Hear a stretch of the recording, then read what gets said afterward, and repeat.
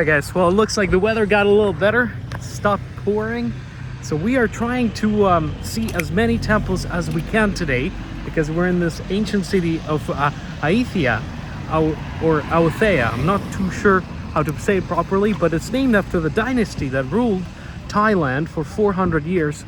They were the ones that defeated the Khmer kingdom and became the dominant kingdom here in Thailand for 400 years. And with them came a lot of culture, a lot of development, and this city is where the capital was. Unfortunately, it was sacked by the Burmese army in the 18th century, and almost nothing is left of a royal palace, but a lot of temples are still in place. And they're much older than the temples you see in Bangkok, because Bangkok became sort of the new new capital after the Thailand kingdom rose up again and defeated the Burmese. So the temples that you see in Bangkok are usually dated to 17th, 18th century, while the ones here are dated to 14th century, and maybe perhaps a little bit older, some of them, but mostly 14th century. So 400-year difference, quite a significant thing. So we're here for the whole day. There's tons of temples, and it's impossible to see them all, but we want to see like the biggest ones. So the one we're gonna see now is awesome. This one is called Wat Phra Ram, and it's dated to the end of 14th century. I think 1369. I believe it was. I'll have to check, but it's 1360s, 70s in the 14th century. So it's a very unique temple, and I'll tell you why. All right, guys, look at this. There's the Wat Phra Ram. Look at this. Let's go up closer and explore. Wat Phra Ram. So here's a template of what Phra Ram looked like in its heyday. This was one of the 5 main temples in the kingdom of Ayutthaya. So as you see, there's the main building that we're gonna see in a second here, and then there would be a temple in front on each side, but these ones, as I understand, are long gone. The Burmese sort of burned them down and looted them, as well as other stupas and pagodas that you see around the main temple. They're pretty run down, so it really is a ruin, but it still looks so majestic. Let me walk up close with you here and show you just how beautiful it is. So here we go. We're entering the gates of Phra Ram. Wow. Look at that. That is so cool. That's the main temple right there. Well, I'm not sure if that one is actually called a temple. It's called a prang, and this is a very unique thing to observe here. So when you look at this temple, there's actually a historic reason why it looks much different from other Buddhist temples you might see around. What you're looking at is actually an architecture called prang. So this is dated to a Khmer kingdom, when the Thai people came here and eventually Ayutthaya kingdom was formed. They sort of inherited some of the Khmer's ideology and architecture, and this was one of them. So this design actually came from India. It was used by Hindus in their temples, and then the Khmer kingdom, that was Hinduistic and Buddhistic at the same time, they sort of adapted this design. And that's when you go to Cambodia. When you go to Cambodia, you will see temples that sort of resemble this design, except the only difference is in Cambodia, as a temple descends, you can sort of see the steps, and here it's very smooth. So here you don't see those steps, but it's sort of the same design. So the Thai kingdom inherited this prang design feature from the Khmer Kingdom, and it's sort of cool because it shows you this continuation of the history. All right, guys, so we are walking now to a place that was a sermon hall. So this, like what we saw in the other temple, has sort of been a elongated building where the Buddha statue would be placed. As you can see, almost nothing remains of this place. There's no walls or ceiling. Everything's sort of been burned down by the Burmese in the 18th century. But you can still see remnants of a Buddha statue right here. It's kind of weathered from time, and the head is gone. As we heard a lot of times, poachers, the robbers would take the heads of the Buddha because they were quite of value to the collectors. But I think actually behind this one, I think this might be the head of the Buddha. I saw hair curls there, but yeah, so anyway, we are walking in the ceremony hall here in the Phra Ram. So this is where all of the ceremonies would be held. This would be completely enclosed as a house, as a temple. So there we are. You can just imagine all of the ceremonies and all of the events that has happened here over the course of 400 years. And what a devastation people must have had when they saw these temples being looted and burned down. So unfortunate. Okay, so to walk through again, you can sort of see the remnants of various Buddha statues, and they're very open here. I mean, in the Western world, maybe you would see this more in a museum's type of setting, but it's just sort of incorporated into the temple remnants here. Another thing I wanted to show you guys. So right there is what I think is a pagoda. So there's three things that sort of make up Buddhist temples. There's Buddhist temple compounds.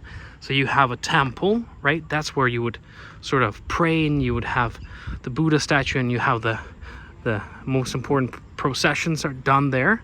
Then you would have a stupa, and a stupa would be something like this, and it is something that has no entrance to it. It would sort of big stupas would have relics of Buddha himself, or the royal people, the kings and queens of the kingdom, enclosed in them, right? Like ashes, cremated ashes. But then you would also have pagodas, which would basically look like a stupa, but the only difference is you can actually walk into them. So there you go. You have a temple, you have a stupa, and you have a pagoda. So that's sort of what makes up the Buddhist compound. That sort of deciphers what you're looking at. But yeah, like as you can see, this place is massive, absolutely massive, and very, very serene, because it's one thing to look at the nicely finished monastery or a Buddhist temple, but when you look at something like this, it sort of gives you you feel like you took a step back in time. Like, for example, look at that on the tower there. You can see Buddha images imprinted into the wall. And basically they remain in the state that they were left some 300 years ago, right? So none of this has been really reconstructed. So it's sort of been left as is since the Burmese burned it down, which makes it quite unique. Like, look at that. Such a unique shape. This prang design. Oh, look at this. We have little chicklets, or what is that, little birdies here. It's so cool, guys. Yeah, as you can see, all these Buddha statues. So in the old days, as you would walk here, you would see them sort of standing along the whole circumference of this compound, like we saw in the temple right before. Oh my, it's actually quite slippery to walk here. Wow. You know, it's actually quite interesting because there's not too many tourists here, at least today. So as we're walking through these ruins, we're sort of left to our own thoughts.